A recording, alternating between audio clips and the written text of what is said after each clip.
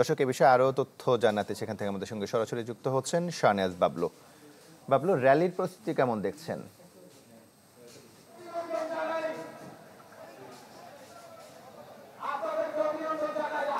প্রস্তুতি শেষ। এখন প্রায় বলা যায় র্যালি যে 2টায় শুরু হওয়ার কথা ছিল, কিন্তু হয়তো কিছুটা বিলম্ব হবে। প্রায় বেলা 3টায় র্যালি শুরু হবে। আপনি দেখতে পাচ্ছেন বিপুল সংখ্যক নেতাকর্মী ইতিমধ্যে নয়াপল্টন বিএনপির যে কেন্দ্রীয় কার্যালয় রয়েছে সেখানে এসে উপস্থিত হয়েছেন। এখন এখানে স্থানীয় নেতৃবৃন্দ যারা রয়েছেন তারা বক্তব্য রাখছেন, পাশাপাশি কেন্দ্রীয় নেতৃবৃন্দ অনেকে বক্তব্য রেখেছেন।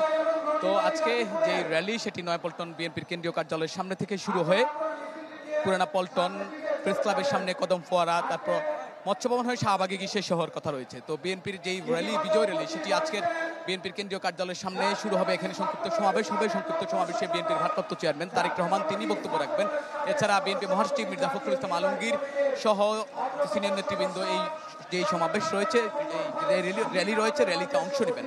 তো আজকে বলা যায় বিএনপির যেই 1 বছরের দীর্ঘ সময় ফ্যাসিবাদ বিরোধী আন্দোলন, সেই আন্দোলনের যে ফলাফল, এই ফলাফলের যে তাদের যে ত্যাগ তিতিক্ষা তারা এখানে র্যালিতে উত্থাপন করবেন, তুলে ধরবেন। পাশাপাশি তারা বলছেন তাদের যে শুধু জুলাই গণঅভ্যুত্থান নয়, এর আগের তাদের যে ত্যাগ সেটিও তারা তুলে ধরবেন। পাশাপাশি গতকালকে যে প্রধান উপদেষ্টার পক্ষ থেকে নির্বাচনের যে একটি আভাস দেওয়া হয়েছে সেটি নিয়ে তারা এখানে উচ্ছ্বাস প্রকাশ করেছেন। তারা বলছেন শুধু এটা তাদের একই দিনে 2টি বিজয়ের ঘোষণা তারা এখান থেকে দিবেন। পাশাপাশি আপনি জানেন আজকের যে র্যালি, বিজয় র্যালিতে শুধু ঢাকাই নয়, ঢাকার পার্শ্ববর্তী যে গাজীপুর জেলা মহানগর, নারায়ণগঞ্জ জেলা মহানগর, মুন্সিগঞ্জ, টাঙ্গাইল থেকেও নেতাকর্মীরা এখানে এসেছেন।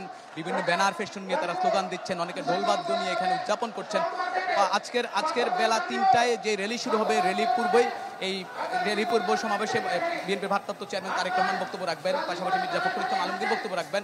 তো গতকালকে যেহেতু নির্বাচনী রোডম্যাপের একটা আভাস দেওয়া হয়েছে, এখান থেকে বিজয় র্যালির পাশাপাশি বিএনপির পক্ষ থেকে হয়তো নেতাকর্মীদের উদ্দেশ্যে নির্বাচনী বার্তাও দেওয়া হবে।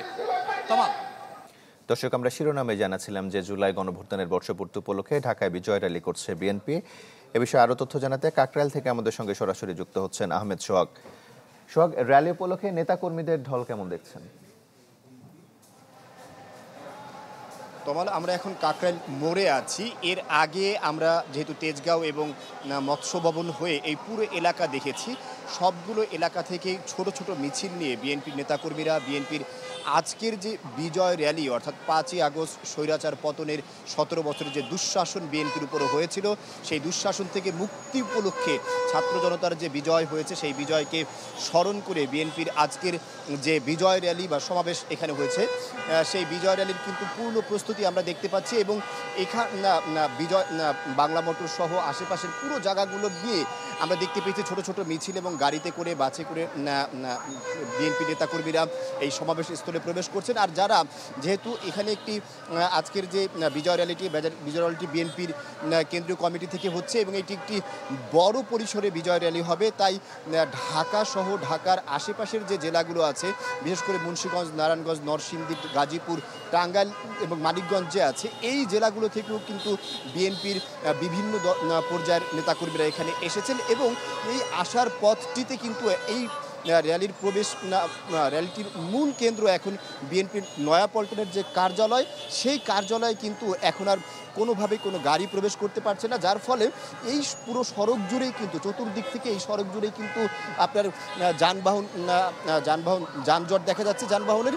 এবং যার ফলে যেই সমস্ত নেতাকর্মীরা এখনো পর্যন্ত এখানে প্রবেশ করতে পারেনি, তারা কিন্তু অনেকে পায়ে হেঁটে প্রবেশ করছেন এই সমাবেশ স্থলে। আমরা এমনটাই দেখতে পাচ্ছি। বলা যায় বিএনপির যে 3টা বাজে র্যালি হওয়ার কথা আছে, সেই র্যালির প্রস্তুতি পুরোপুরি হয়ে গিয়েছে এবং বিভিন্ন পর্যায়ের নেতাকর্মীরা এখনও কিন্তু এই বিজয় র্যালিতে অংশগ্রহণ করার জন্য বিএনপির নয়াপল্টনের কার্যালয়ের দিকে আসছেন।